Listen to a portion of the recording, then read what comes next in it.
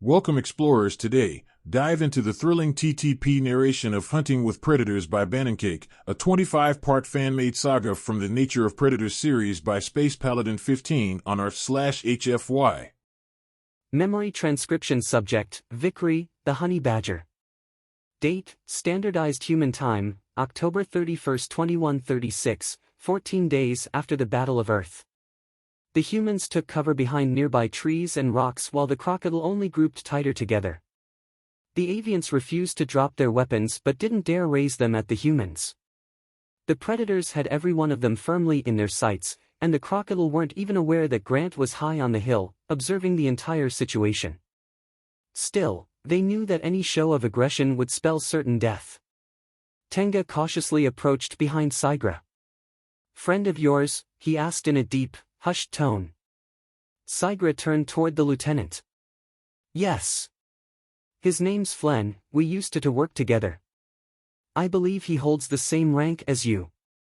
Tenga seemed to size the crocodile up for a second. He was tall for one of his species, easily making him the tallest non-human present. "Seems he's got the sense for it." Tenga stood beside Sigra, just steps from a cluster of soldiers. Flen took a step back, bumping into an avian behind him. Fear plastered over his face as the towering human straightened his back to his full height. Flen may have been tall, but Tenga still looked down on him.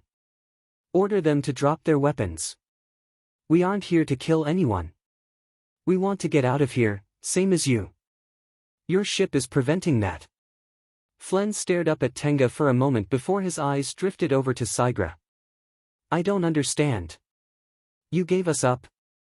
There isn't a scratch on you, they didn't even have to use torture. What kind of tricks did they have to use to get you to do this? You should know well by now how deceptive predators are." Sigra lunged forward a step. "I did it because you'll die out here. How did you think this was going to end? No one is coming for us, Flen. We're done." The crocodile recoiled slightly. He looked around at the humans surrounding him. "Well, you're right about one thing. We're definitely done, you've made sure of it. The question now is how this ends." The snow crunched as every human present shifted, adopting a wider stance.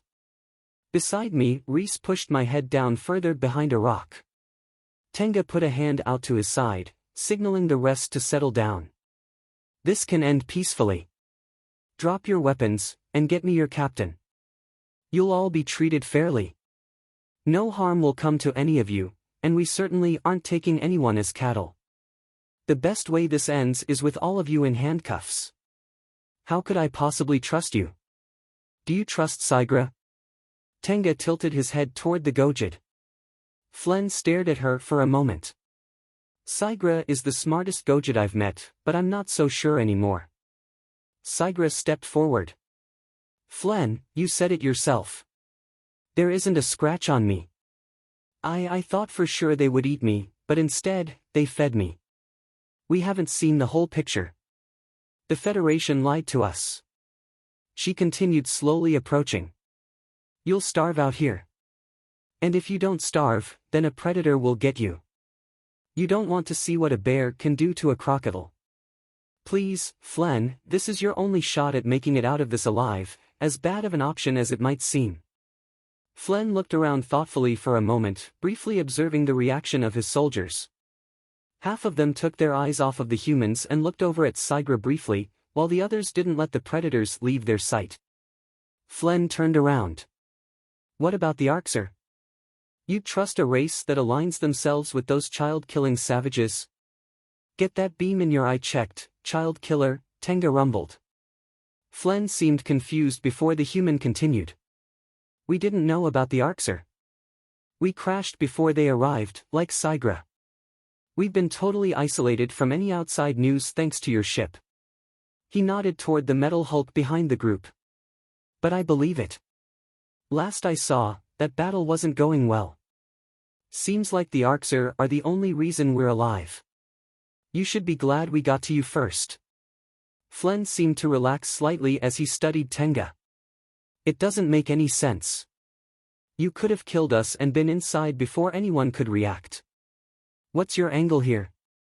Tenga stared at him for a moment before looking at the ground and nodding his head, drawing in his bottom lip. Is it really so impossible for you to believe that we aren't just merciless killers? Flen's eyes darted between Sigra and Tenga before the lieutenant continued. I've killed a lot more people than I'd like to admit, Flen. He shuffled slightly. Death never really bothered me that much when I first started out. It was just the reality of everything. People die, why should I feel bad if it's by my hand or not? He sighed, looking down at the ground. That changed when my best friend died under my watch. His name was Vic. He looked back at me, smiling slightly before continuing. Since then, I've realized that the people I'd killed weren't even my enemies. They were people, just like Vic. Maybe I'm just getting old, but I'm tired of people dying for liars. He'd said my name reminded him of someone, but I never thought it was his best friend. Flen's feathers, which had steadily grown more ruffled as the conversation continued, finally relaxed a little. Sigra walked the rest of the way up to him. Please, Flen. The humans closest to the ship swiveled their rifles toward the path leading to the ship's keel. An older crocodile plodded out of the depression and froze at the sight in front of him. His feathers flared out behind him in shock. Flen turned around. Captain Param. With a grating squawk, the captain began warily walking forward. Why wasn't I alerted of this, Flen? Why are these predators still breathing? I believe they want to negotiate. Negotiate what? How many feathers they pluck before they slit your throat? Param looked around at the humans trapping them in the clearing, at least one gun trained on each person. I told you, if you see a human, you shoot. On sight, he screeched. The group of crocodiles shifted, nervously looking around at the humans. The clicking of gunmetal gripped the air as the humans seemed to tense up. Captain, they had us surrounded. We'd have died. Param was now directly in front of Flen, who stepped back as the old avian seemed to just keep walking forward. Yes. And every soldier on that ship would have the warning they'd need to finish the job. Flen straightened his posture. Captain, I think negotiating with them may prove worthwhile. The captain stared up at the tall crocodile for a moment. He let out a shrill squawk that my translator assured me was laughter. I wasn't aware that I was running a ship full of pacifists, much less idiots. We're starving, Captain. We just failed to shoot down a human ship. The Arxer will soon know exactly where we are. They'll just bomb us from orbit out of sheer convenience. Or worse, take us as cattle. Please, at least hear the humans out. At this point, it's them or the Arxer. Flen maintained a professional tone throughout the whole conversation. I breathed a long-held sigh of relief, hearing that Querek had survived. The captain seemed to relax. He brushed off Flen's feathers while he chuckled. Always so logical, Flen, he looked up at him. But never seeing the big picture. We are at war. We came here to exterminate them. And you're such a coward that you'd surrender to the predators you were previously excited to destroy. I'm sick of it. Param drew a sidearm and placed it firmly under Flen's beak. All at once, everyone flinched. Several humans trained their guns on the crocodile captain, watching the scene unfold with wide, dilated eyes. The crocodile soldiers backed away from Flen, caught between a pack of predators and an insane captain. Tenga pulled Sigra back behind him. Order your men to open fire, or I'll spare you the suffering of being a prisoner to these predators right here and now. He pressed the weapon further into Flen's chin. Flen went stiff.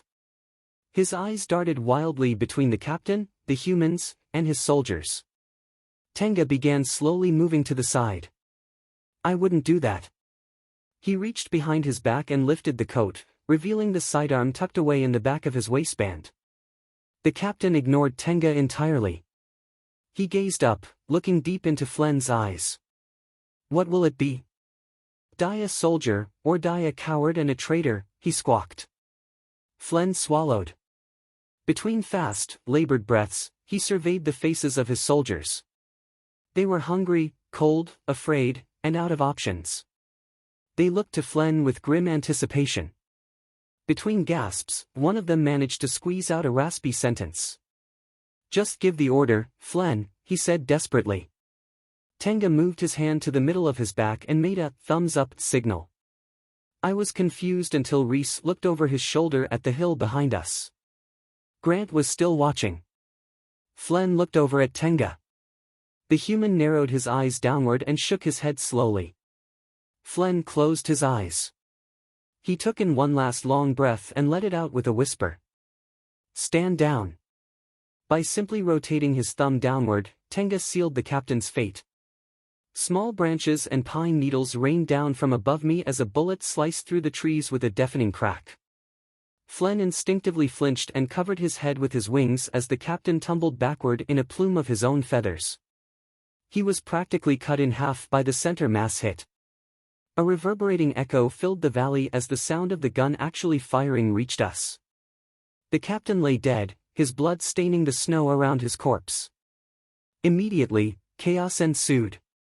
Most of the soldiers dropped their weapons and crouched down, shielding themselves with their wings.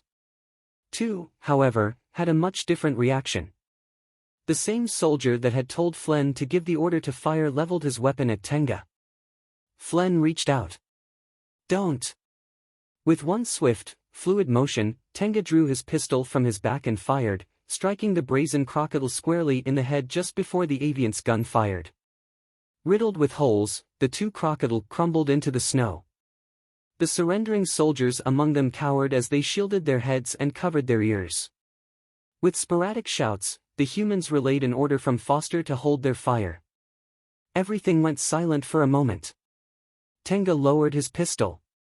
He looked down and placed his hand gently over a smoking hole in his jacket. When he withdrew his palm, it was soaked in a glistening film of blood.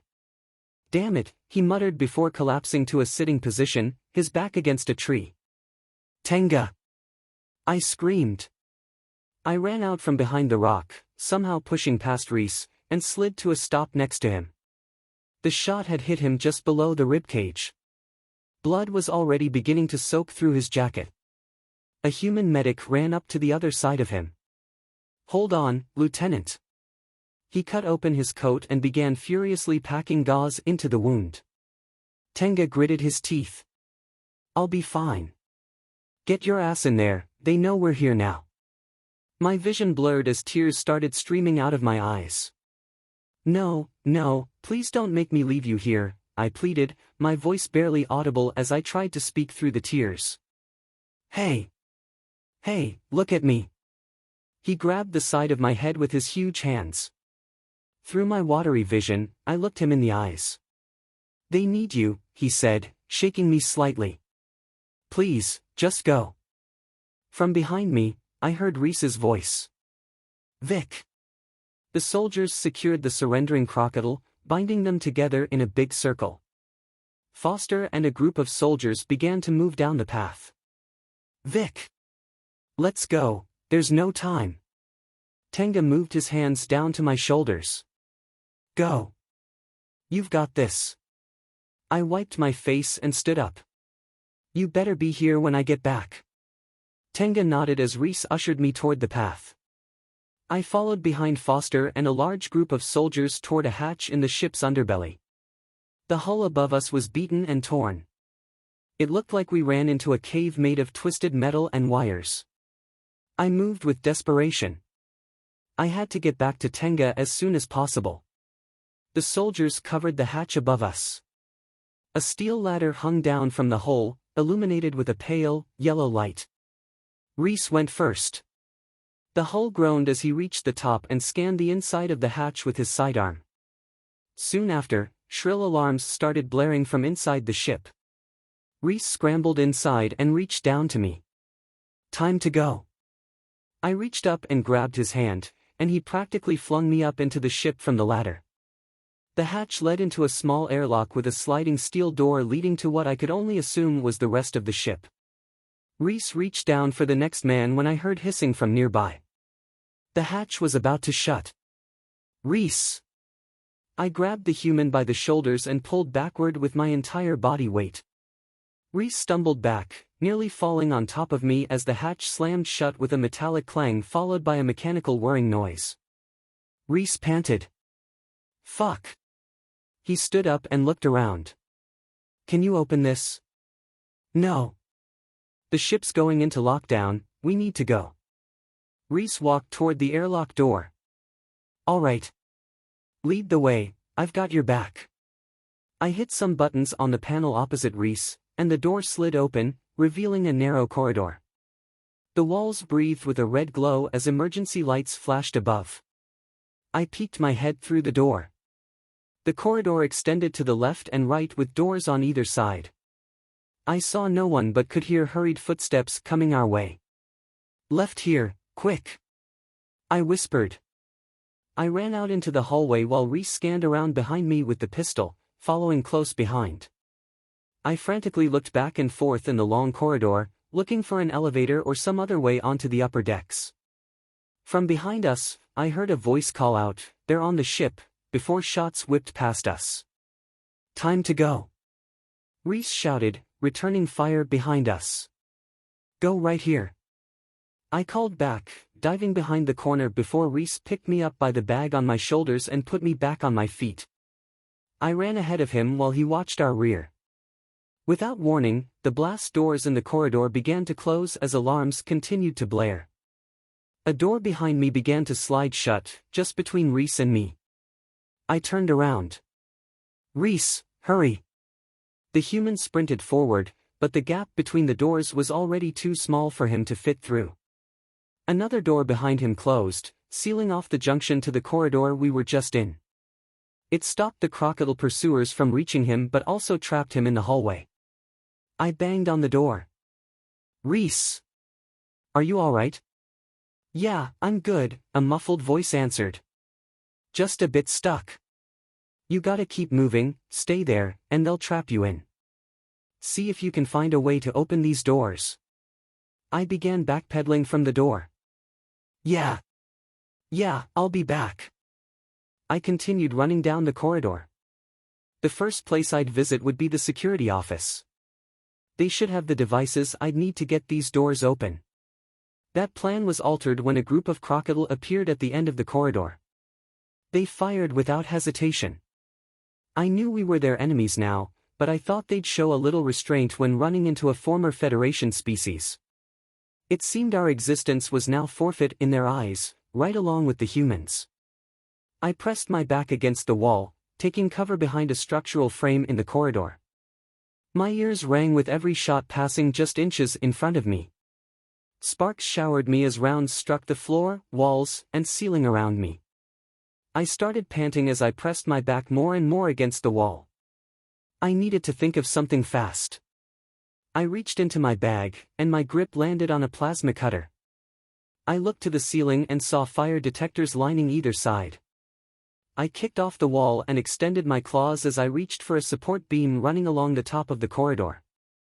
I dangled for a moment, narrowly avoiding being shot, before I pulled my legs up to the ceiling, getting my body back behind the small amount of cover I had.